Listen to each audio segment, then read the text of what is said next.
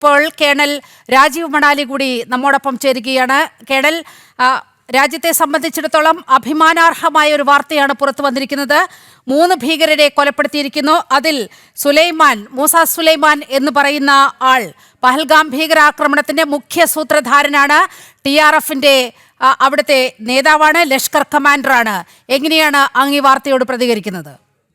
വളരെ ചാരിതാർത്ഥ്യത്തോടും സന്തോഷത്തോടും കൂടിയാണ് ഞാൻ ഈ വാർത്ത ശ്രവിക്കുന്നത്.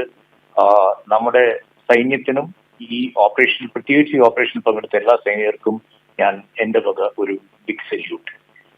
ഈ കൂട്ടത്തിൽ ഞാൻ ഒരു കാര്യം കൂടെ ഓർമ്മിപ്പിക്കുകയാണ്. കഴിഞ്ഞ ദിവസം ചീഫ് ഓഫ് ഡിഫൻസ് സ്റ്റാഫ് ഒരു സ്റ്റേറ്റ്മെന്റ് ഇറക്കിയിരുന്നു, ഓപ്പറേഷൻ സിന്ദൂർ കഴിഞ്ഞിട്ടില്ല എന്നുള്ളത്. അത് അർത്ഥവത്താക്കുന്ന ഒരു വാർത്ത കൂടെയാണ് നമ്മളിപ്പോൾ കേൾക്കുന്നത്. തീർച്ചയായിട്ടും ഓപ്പറേഷൻ സിന്ദൂർ കഴിഞ്ഞിട്ടില്ല. നമ്മുടെ ആൾക്കാരെ ബുദ്ധിമുട്ടിക്കുകയാണെങ്കിൽ ആ ബുദ്ധിമുട്ടിന് എപ്പോഴും മറുപടി കിട്ടും എന്നുള്ള ഒരു വളരെ വ്യക്തമായൊരു മറുപടിയാണ് നമ്മൾ കൊടുത്തിരിക്കുന്നത്. വളരെ നല്ലൊരു വാർത്തയാണ്.